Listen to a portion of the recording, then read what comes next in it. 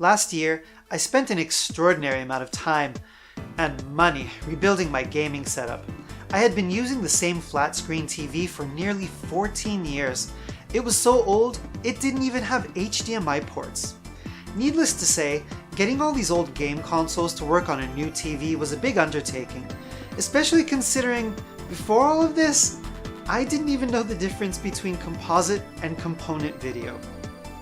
To say I'm not tech savvy is an understatement, but with a combination of FPGA consoles, HDMI adapters, and a FrameMeister, I've gotten my setup just how I want it. And the very last piece of the puzzle was to get my Sega Dreamcast HDMI modded. Now that I can capture nice, crisp gaming footage from my Dreamcast, I thought it would be the perfect time to make a video about one of the greatest games to ever grace the console. And no, it isn't a 2D shooter. It's Super Magnetic Neo. It's probably unthinkable to people who watch my channel, but in the late 90s, I was sort of open to playing 3D games if the atmosphere was right, and I bought Super Magnetic Neo when it was brand new. In stark contrast to the trend of stuffing games with as much dialogue and cinematics as possible, which was prevalent at the time, Super Magnetic Neo was content with telling the player, Pow Pow Park has been taken over by the evil Pinky Group, and an eccentric old inventor's robot is called upon to save the day. Now get your ass out there! The game is a tracked 3D platformer, similar to Crash Bandicoot, in which the endearing robot Neo must conquer 16 stages, divided into 4 worlds, to stop Pinky and her henchmen from doing something bad, like drinking banana milk. The whole premise of the game is that Neo can use magnetic fields to grab enemies and overcome obstacles. Pressing the A button will generate the North Magnetic Field, which is red to match the color of the A button on the Dreamcast controller, while the B button generates the South Magnetic Field, which is blue. You can find magnetized panels and orbs in the stages, and using the opposite magnetic field near them will attract you to them, while using the same magnetic field will repel you from them. What this boils down to is, you need to use the same color field on panels so that you bounce off them like trampolines, and the opposite field on orbs so that you grab onto them to be carried to further or higher platforms. If it sounds a bit complicated in wording, I assure you it makes perfect sense once the controller is in your hands. Enemies also appear in red or blue and react to your magnetic fields as you would expect. Using the opposite field will draw them to you and turn them into a box for you to throw, while using the same field will blast them out of your way. While most platformers put jump on the A or B button, Super Magnetic Neo assigns it to the X button, and finally, pressing the R trigger will cause Neo to run at full speed as if he had just eaten at a shady Mexican food truck. All this talk of a color-coded dual polarity game system may bring up memories of a certain game developer, one that, hopefully, everyone who watches my channel loves just as much as I do.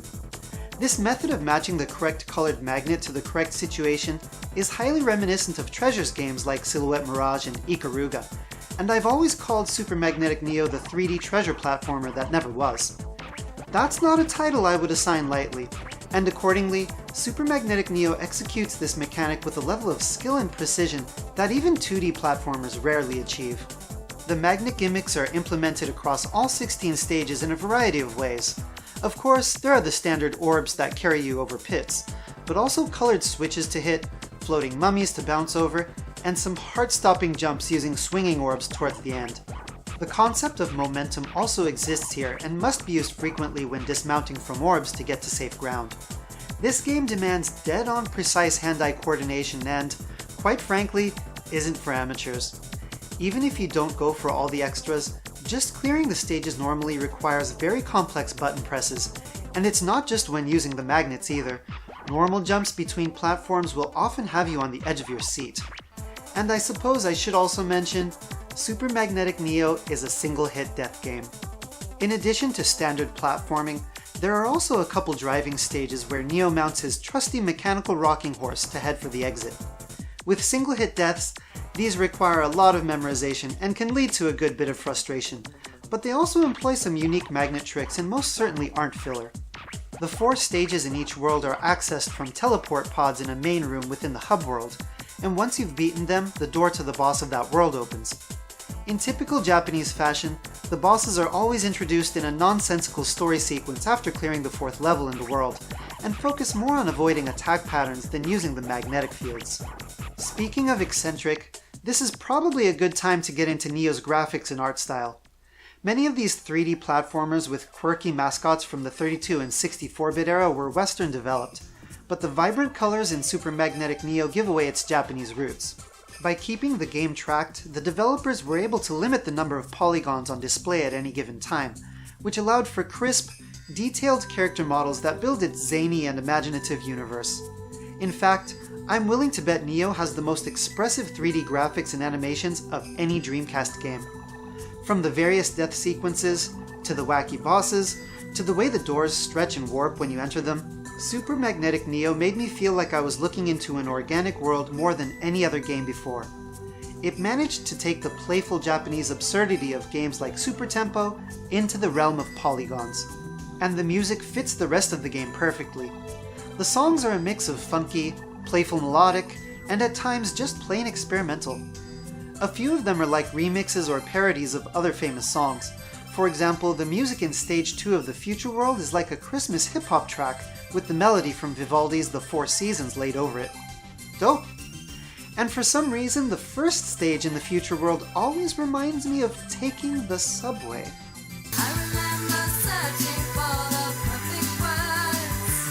Yep, it's a thinly veiled reworking of the melody in Berlin's The Metro. Just listen.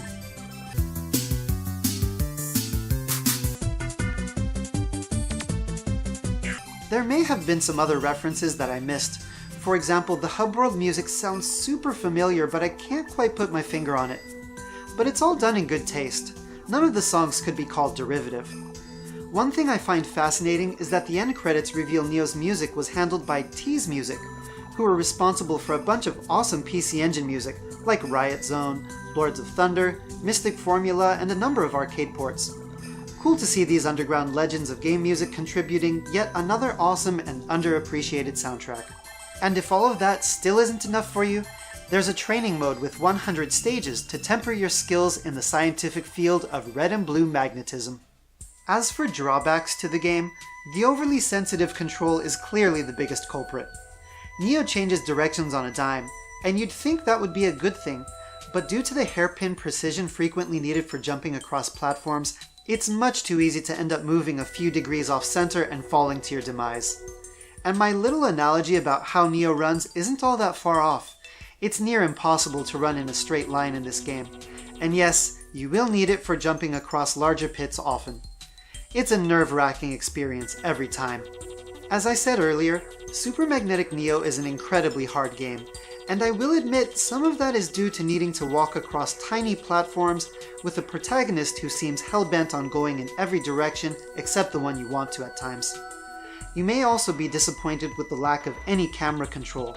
I think this is standard for tracked platformers, but there are times when judging the distance between platforms is difficult due to the camera angle.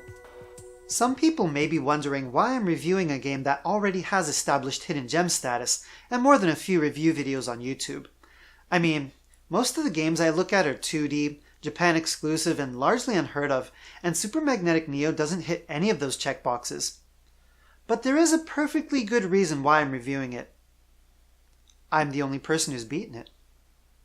Just beating Super Magnetic Neo in and of itself certainly isn't easy, but like nearly all 3D platformers, the real game lies in the challenge of finding all special items and truly clearing the game with 100%.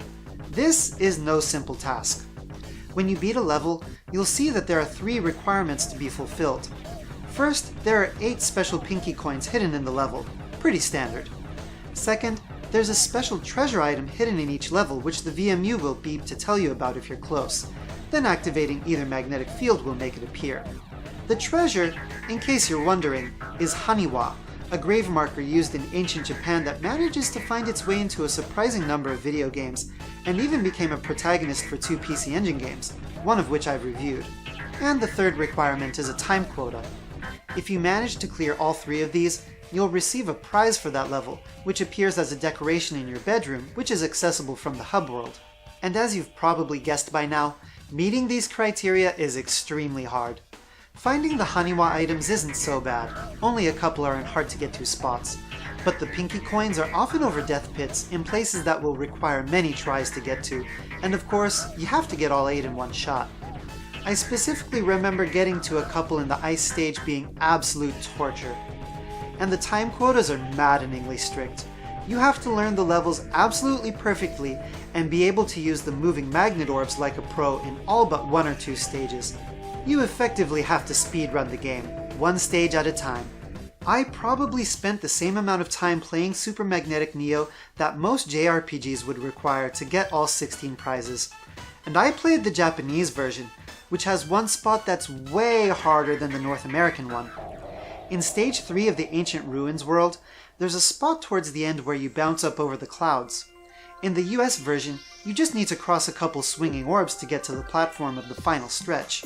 But in the Japanese version, you have to bounce off an enemy at the exact perfect angle to land on the platform. If you swing too high, you'll fall straight down to your death. If you come at too wide of an angle, you'll just crash into the enemy.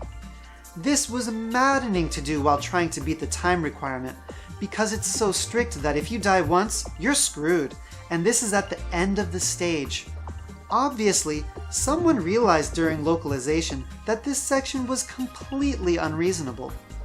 After finally getting the last present and beating the game to see the best ending, I thought I would go online to find other players who had done it and could sympathize with what I went through. But the only videos on YouTube were of people beating the standard game. So I went on Nico Nico Doga to see if any Japanese players had done it. None. Then I started asking around in Dreamcast groups on Reddit and Facebook. Not one single person anywhere claims to have even tried completing Super Magnetic Neo with 100%, and I have asked in every single retro gaming group I could find. There are speedrun videos of it, so theoretically those people are perfectly capable of doing it if they put in the work to learn the paths where the pinky coins are next. But as far as we know, I'm the only person on God's green earth that has beaten Super Magnetic Neo with 100% and seen the true ending. So the reason I'm reviewing it is because, despite the existence of plenty other videos and reviews on the game, none of them are able to convey what it's really like to play Neo through to completion. Of course, I don't actually believe I'm the only person in the world who's collected all 16 presents in Super Magnetic Neo. I'm sure someone else has done it, and I just haven't found them yet. It's just a little disappointing, because when somebody says they beat Ninja Gaiden or Ghosts and Goblins, we all go, "Oh man, I feel your pain." But when I say I got the best ending on Super Magnetic Neo, there's no one who can understand what a huge task it was. So everyone watching this video, go play it and try. Try to collect all 16 presents so that we can console each other afterwards. And don't worry, it's still only half as difficult as Kitchen Panic.